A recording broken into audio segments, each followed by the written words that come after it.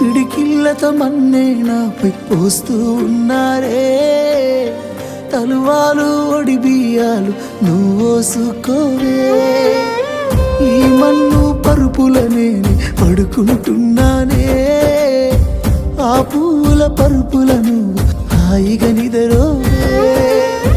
పైసా పైసా అన్నాడు గదనే నిన్ను గన్న నాన్న. ఆఖరికి కురిసేది ఆటన సిక్కల ఆనా. పరువు పరువు అంటూ తీస్తిరి గదనే పరుగు.